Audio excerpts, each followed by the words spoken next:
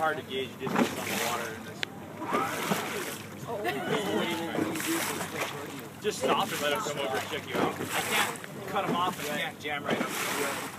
I can parallel their course and change direction. But did you hear the trumpet?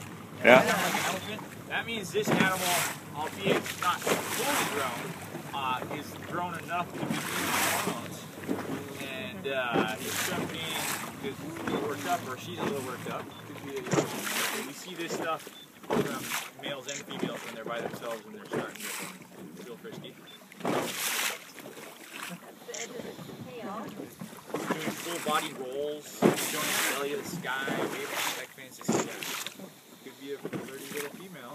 See if she gets I thought I saw a hemispherical lobe. Did you see that? I didn't think. The females have something called a hemispherical lobe.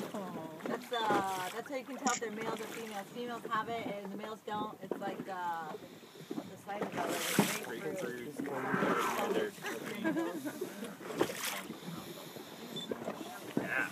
Yeah. This is a good animal.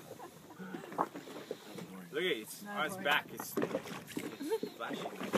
And that fin that she put up, her pectoral fin, is when she's full grown, can be about 15 feet long. It has the same bone structure as our arms and our fingers, but without the thumb. So when they become adults and they have babies, they touch the baby. Sometimes they'll put the baby on its face and they'll protect the baby like this if there's danger on this side, or they'll put the baby underneath. And they're very affectionate. They're always stroking the baby, and they're affectionate with each other also. Look, headstand! Headstand! That's an awesome move right there. You know, you see the tail come up during a dive a lot, but you don't necessarily see the tail come up backwards when they're doing a headstand. That's like the animal like went. Still playing. Behind it, yeah, that's a cool move right there. Yeah, their bone structure is very interesting. You know, they share all kinds of similarities with land animals. They have a pelvic bone, where where it looked like there once was hind legs. They even, during the whaling era, when they used to take these guys, there was a couple of reports of humpback whales with what they call vestigial legs, little stuffs hanging out in the back. You know, so it points to evolution, that they once were land animals. And then of course, like she said, the pec fin has forearm bones and elbow, finger bones and all that, so it's very articulated.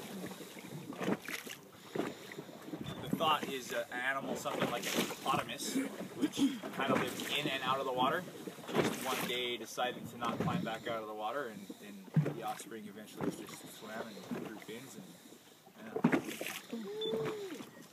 And it's funny because their tail doesn't have any bone in the glutes.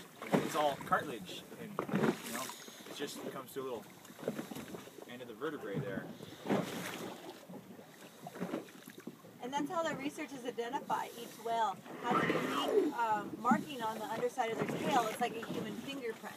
So some are all black, some are all white, and some have, you know, black and white patterns in it. So the coloration pattern on the tail, and then also the trailing edge is how the researchers identify that. So if you get a photo of that, and you can look it up online, and you can say, okay, that's Daisy. She has 14 children in the last 20 years. Daisy's actually, that's a real whale. Yeah. She's been very productive. She's a super mom. We're gonna rotate the boat, so everybody's